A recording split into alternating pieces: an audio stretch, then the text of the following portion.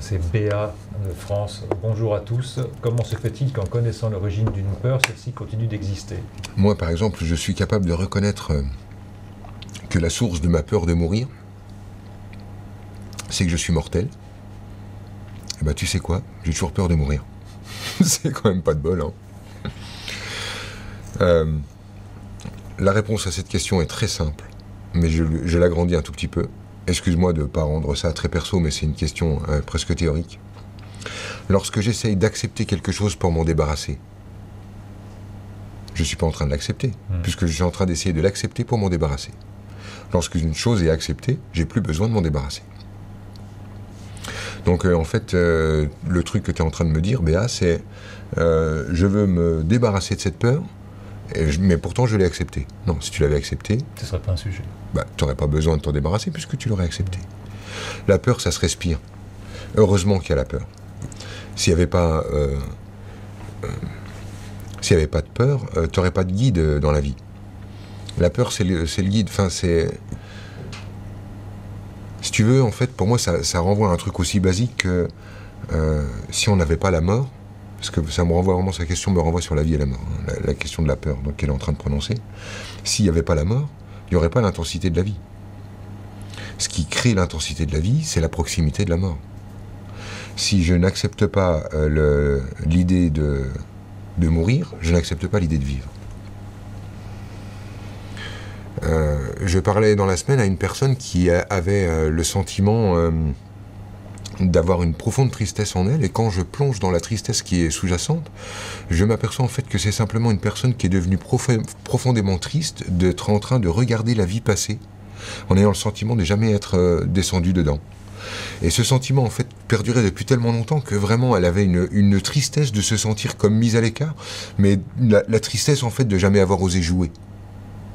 Et finalement, quand je plonge un petit peu plus et que j'éclaire son angle mort, je m'aperçois que cette femme-là, n'ayant jamais accepté l'idée de mourir, bah, elle n'accepte pas l'idée de vivre.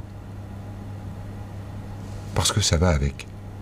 Parce que si tu n'acceptes pas l'idée de la mort, tu n'acceptes pas l'idée de la vie.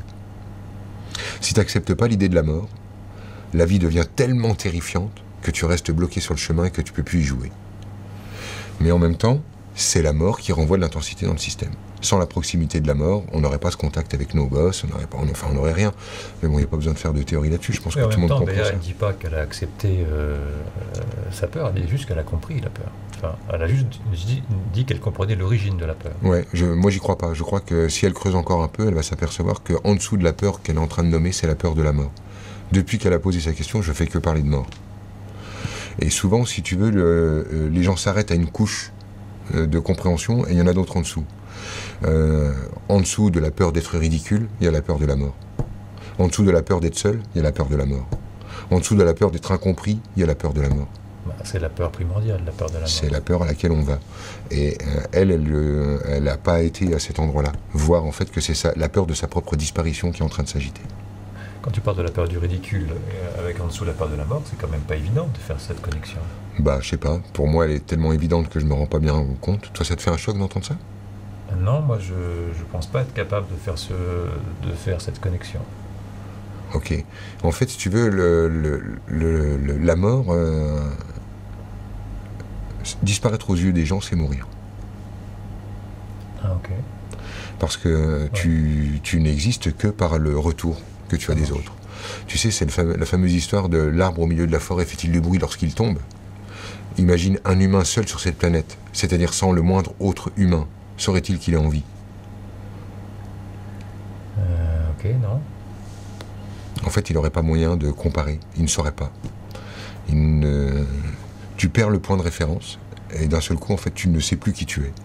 Un humain, en fait, seul sur cette planète, ne saurait pas s'il est grand, il ne saurait pas s'il est petit, il ne saurait pas s'il est blond, s'il est blanc, s'il est brun, il ne saurait rien de tout ça. La peur du ridicule, en fait, renvoie sur ça, sur la peur de disparaître aux yeux des autres.